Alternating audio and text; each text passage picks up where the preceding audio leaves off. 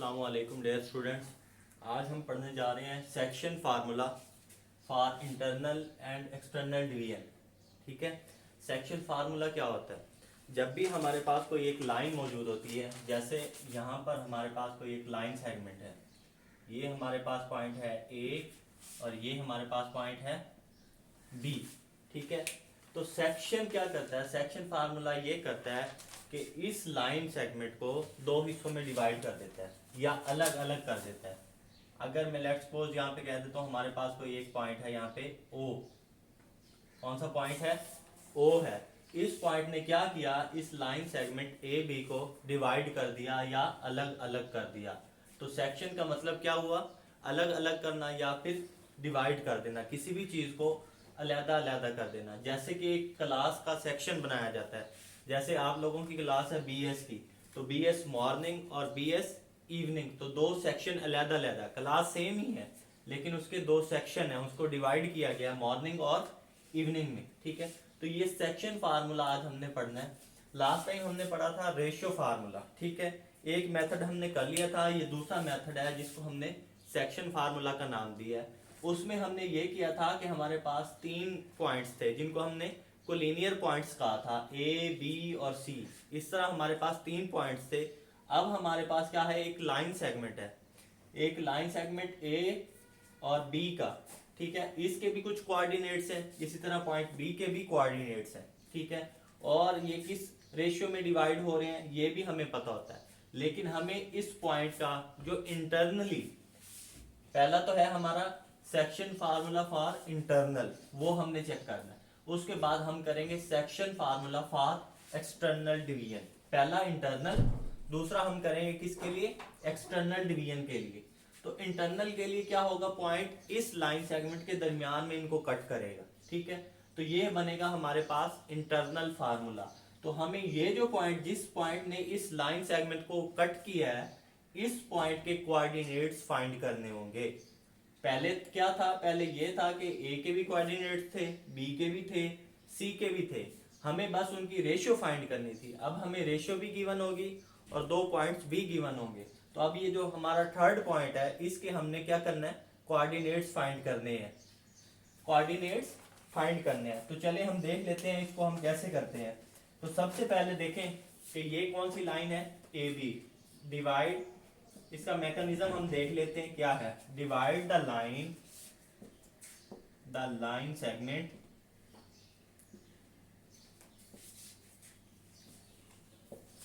A B.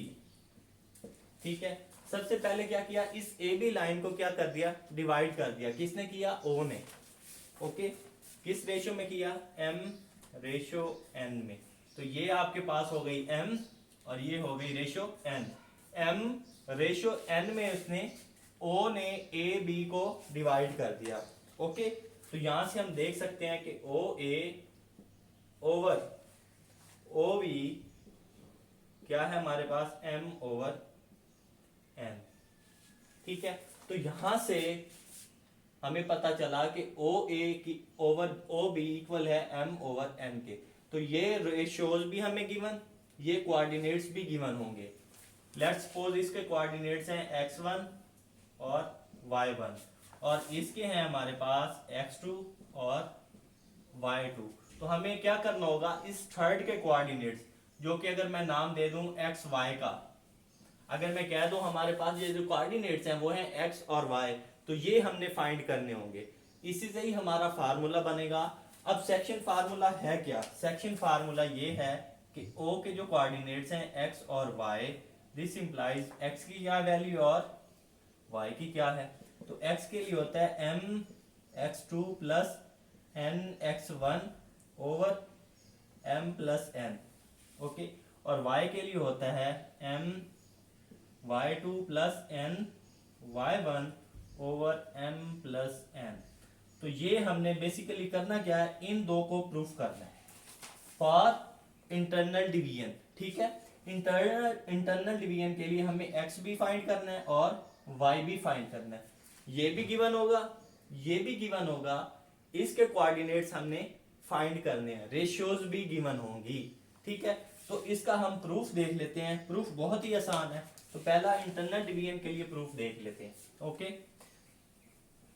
इसके कुछ questions भी हैं, क्वेश्चन भी हम करेंगे। आप लोगों को पहले इसका थ्योरम करवा देता हूं कि ये सेक्शन फार्मूला बनता कैसे है, उसके बाद हम इससे रिलेटेड जो क्वेश्चंस हैं वो भी करेंगे। ठीक है, तो सबसे पहले हम क्या करते हैं, कार्टियन कोऑर्डिनेट्स ले लेते हैं। यहाँ हम एक प्लेन ले लेते हैं, एक्स वाई प्लेन।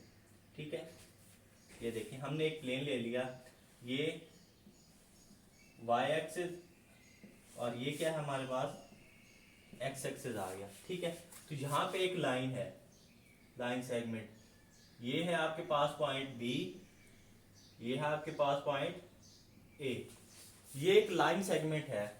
तो मैं क्या करता हूँ, यहाँ पे एक पॉइंट क्या है ओ, जो इनको इंटरनली डिवाइड कर रहा है इस लाइन सेगमेंट को, इसको मैं कह रहा हूँ ओ। ठीक है, इसके कोऑर्डिनेट्स हैं हमारे पास x1 y1 और सॉरी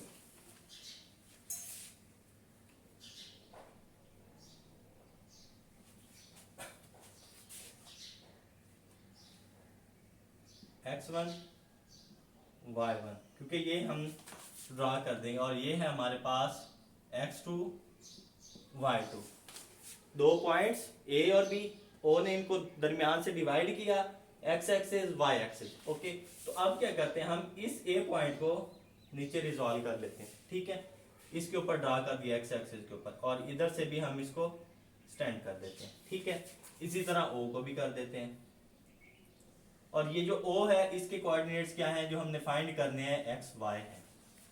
आगे समझ, a के गिवन, b के गिवन, o के हमें फाइंड करने होंगे, उसको हमने नाम दिया किसका, x y का नाम दे दिया। ठीक है, तो यहां से देखें, अगर हम यहां से ये ड्रा करें लाइन एक यहाँ पे, तो ये बन गई, इसी तरह ये बनेगी यहाँ पे, और इसी तरह ये लाइन भी बन गई।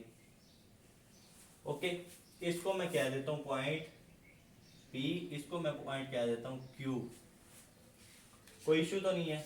और ये रेशियो हमारे पास क्या है, M और ये N है। ऐसा ही था ना, इधर लाइन थी M, रेशियो N में हमने उसको डिवाइड किया। ये हमारे पास line AB, ratio M, ratio M N, ये P हमने पॉइंट बनाया, ये पॉइंट बनाया हमने Q। ओके, अब क्या करना है, अब हमने हमारे पास दो ट्राइंगल्स आ गए हैं। कौन सी ट्राइंगल आई है, एक आई है O A और P। कौन सी ट्राइंगल आई है, ट्राइंगल O A P, और दूसरी ट्राइंगल है B O Q। दूसरी ट्राइंगल कौन सी है, B O Q, ये सिमिलर है। देखें, O A P B O Q, ये दोनों ट्राइंगल्स क्या हैं, सिमिलर हैं। क्यों सिमिलर हैं, क्योंकि A कंडीशन सेटिस्फाई हो रही है, कंडीशन ऑफ सिमिलैरिटी, ये प्रूफ हो रही है। देखें, जो एंगल है हमारे पास, कौन सा एंगल, ये वाला एंगल नंबर फर्स्ट, जिसको हम कह रहे हैं एंगल AOP, इक्वल है एंगल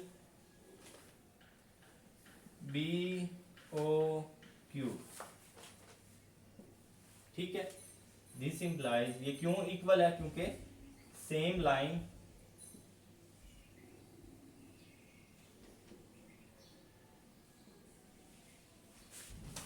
एंगल AOP, ये वाला जो एंगल है, ये वाला एंगल जो है, ये किसके इक्वल है, BOQ के। किसके इक्वल है, BOQ के। ये देखें, ये वाला एंगल, ये क्या हो रहा है, ये इक्वल एंगल है।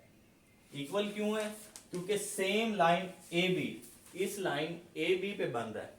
ठीक हो गया, इस वजह से ये एंगल इक्वल है। इसी तरह जो एंगल है हमारे पास, एंगल P इक्वल है हमारे पास angle Q, which is equal to 90 degree. देखें, एंगल P ये वाला और एंगल Q ये वाला, ये दोनों भी क्या है, इक्वल है। किस वजह से इक्वल है? क्योंकि 90 डिग्री है बोथ। जब दो एंगल इक्वल हो जाए तो जो थर्ड एंगल होता है वो ऑटोमेटिकली इक्वल हो जाता है। So third angle will automatically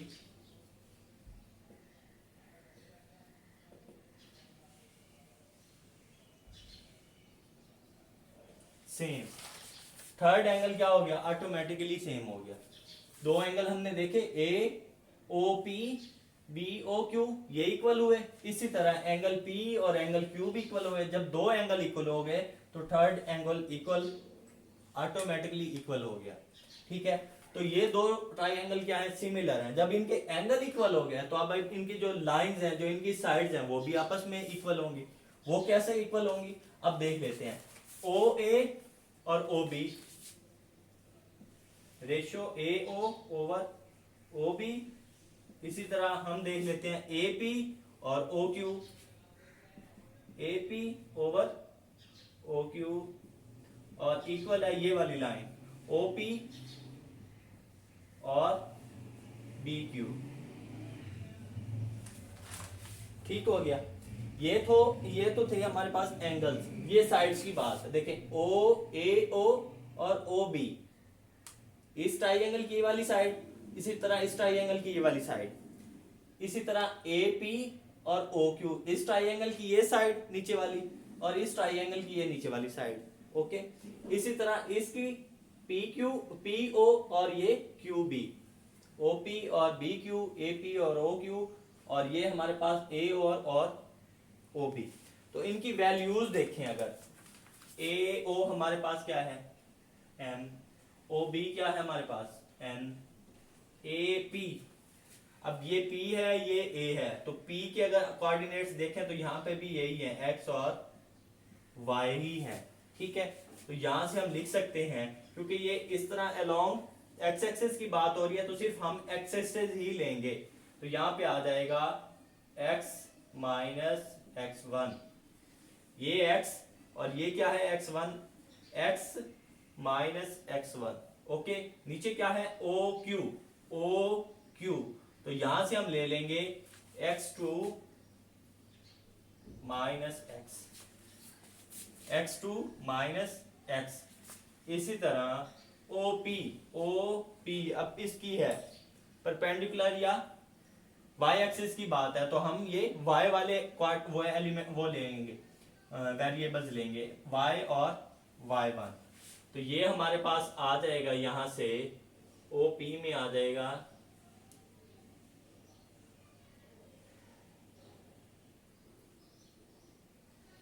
y minus y1 over, और यहां से अगर देखें तो y2 माइनस y आ जाएगा। ठीक है, हमने इनकी वैल्यूज लिखी, AO की और OB की वैल्यू m ओवर n। इसी तरह AP हमारे पास क्या है? x माइनस एक्स वन, और नीचे क्या है हमारे पास? OQ, तो x2 माइनस x। ठीक है, इसी तरह हमारे पास क्या है? OP, ये O और ये P, तो यहां से क्या हुआ? यहां से हम कर रहे हैं y माइनस y1, क्योंकि परपेंडिकुलर की बात है तो इधर ये इसका एलिमेंट जो है, यहाँ पे जो a कोऑर्डिनेट है, इसके एलिमेंट्स हैं x1 और y1, तो y माइनस y1, और इस तरह क्या आ गया? y2 माइनस y आ गया। अब इनको, इन सारी इस इक्वेशन को हम सिंप्लीफाई करेंगे और हमारा जो प्रूफ है वो पूरा हो जाएगा। ठीक है, तो वो कैसे है वो देख लेते हैं। तो सबसे पहले हमने क्या करना है? इस m ओवर n को इक्वल रखना है x माइनस एक्स के। ठीक है,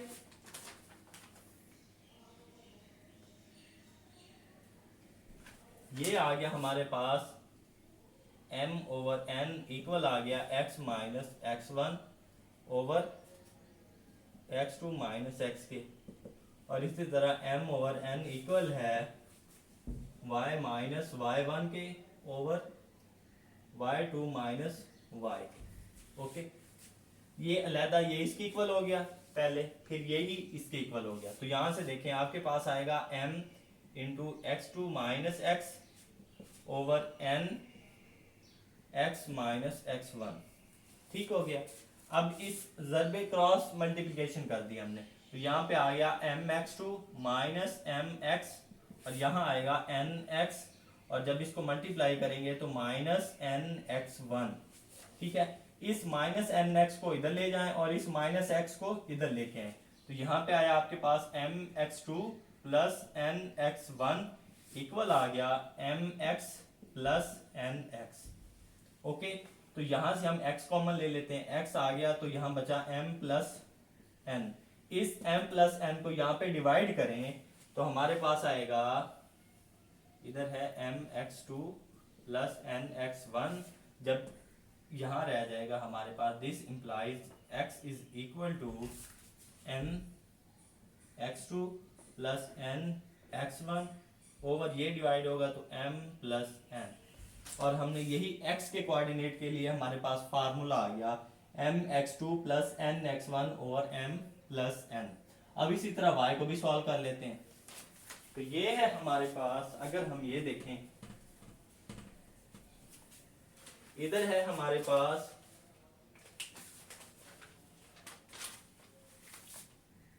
m ओवर n इक्वल है y minus y1 over y2 minus y।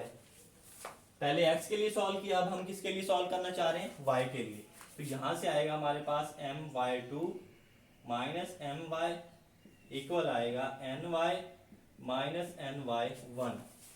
Same उसी तरह हमारे पास y बन जाएगा my2 plus ny1 over m plus n। तो हमने क्या किया, हमने सिंपल ये किया, सेक्शन फार्मूला जनरेट कर लिया, किसके लिए, इंटरनल डिवीजन के लिए। एक सेक्शन फार्मूला हमने जनरेट कर लिया, किसके लिए, इंटरनल डिवीजन के लिए। तो ये हमारे पास फार्मूला बना है x का और y का। तो अब हम ये कह सकते हैं कि हमारा जो o कोऑर्डिनेट था, जो हम ढूंढना चाह रहे थे, ये वाला o जिसको हमने कहा था x y कोऑर्डिनेट्स है, तो x की वैल्यू भी हमने फाइंड कर ली और y की वैल्यू फाइंड कर ली, ये y की और ये x की।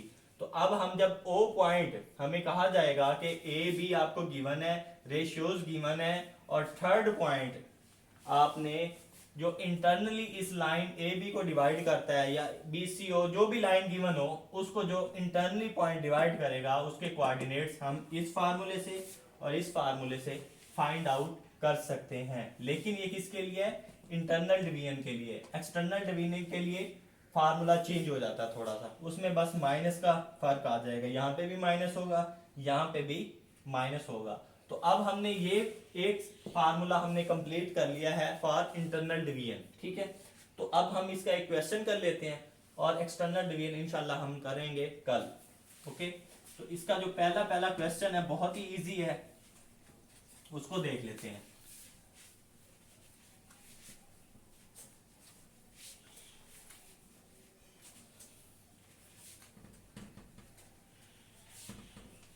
Okay,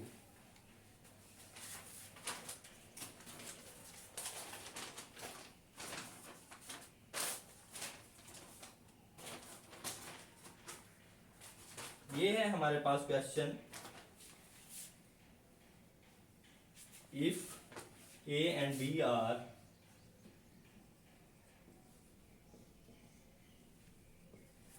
-2 -2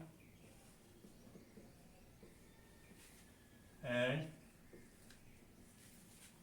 2 -4 respectively, find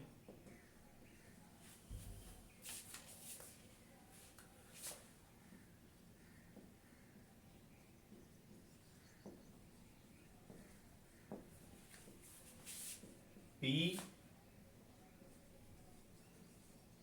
such that AP is equal to 3/7 AB,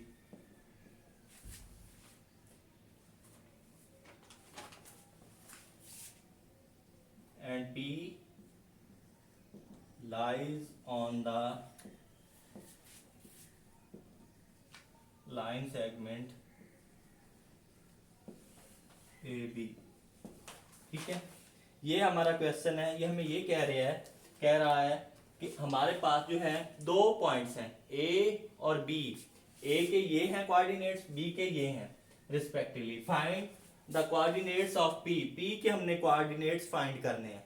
ठीक है, सच दैट ए पी क्या है 3/7 ए बी है and P lies on the line segment A B. Okay, तो सबसे पहले हम क्या करते हैं, एक लाइन ड्रा करते हैं। एक लाइन सेगमेंट हमने यहाँ पे ड्रा कर लिया, इसको हम कह रहा हूं ए और ये हमारे पास क्या है बी।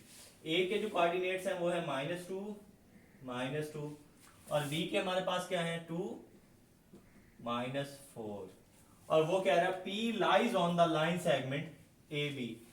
यहां पे मैं कह देता हूं कोई एक पॉइंट पी है जिसके कोऑर्डिनेट्स हैं एक्स और वाई, ये हमने फाइंड करने हैं।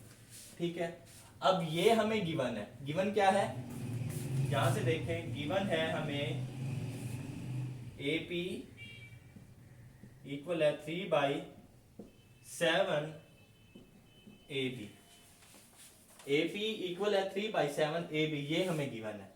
ठीक है, तो यहां से हमारे पास हमने रेशियो निकालनी होती है। रेशियो हमारी होती है ए पी की और बी पी की। तो ए पी तो है, इधर ए बी है, तो यहां पे हमने क्या बनाना है बी पी बनाना है। तो उसको बी पी को बनाने के लिए हम क्या करेंगे, देखें A P 7 A P equal है 3 ए बी के। ठीक है, यहां से इसको मल्टीप्लाई किया, बाकी एज इट इज, तो यहां से आ गया A B over A P equal आ गया 7/3। कोई इश्यू तो नहीं है, 3 उधर डिवाइड किया, ए पी इधर डिवाइड किया, तो A B over A P 7/3। अब आप करें,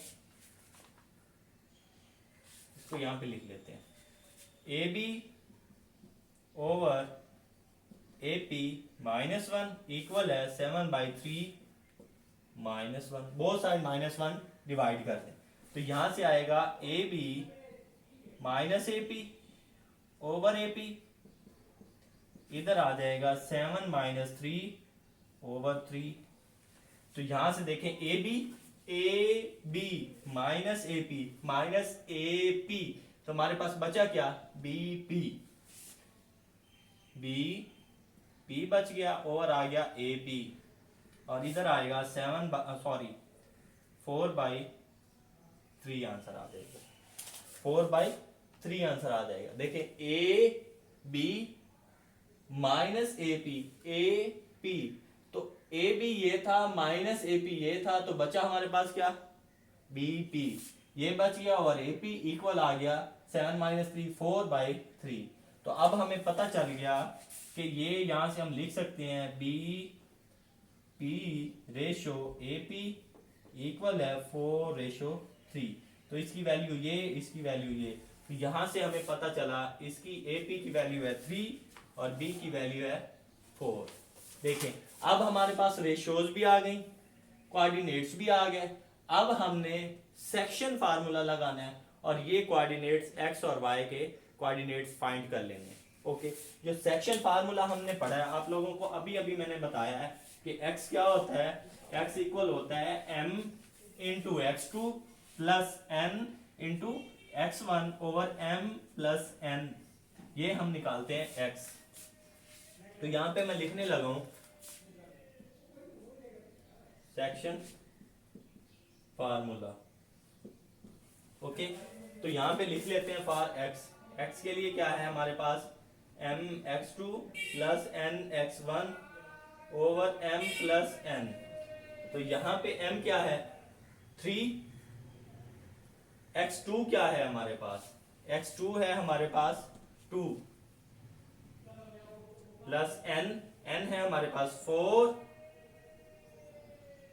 और x1 क्या है हमारे पास -2 ओवर 3 प्लस 4। तो यहां से मल्टीप्लाई करें 6 - 8/7, तो आंसर आया -2/7। तो ये वैल्यू किसकी आई x की आ गई।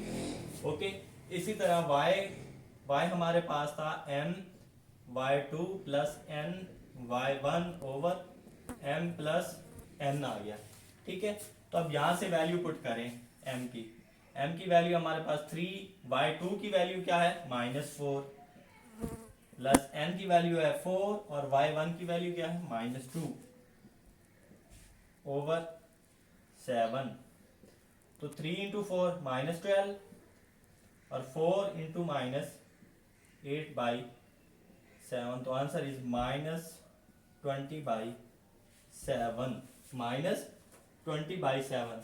तो ये जो हमारा पी एक्स वाई था, पी ऑफ एक्स वाई, ये हमारा हो गया पी ऑफ -2/7 और -20/7। ये हमने इस पॉइंट पी के कोऑर्डिनेट्स फाइंड कर लिए हैं। ठीक है, इसी तरह जो एक्सटर्नल डिवीजन का हमने वो करना है, प्रूफ करेंगे, वो कल करेंगे और उससे रिलेटेड क्वेश्चन भी करेंगे। ओके, अल्लाह हाफिज़।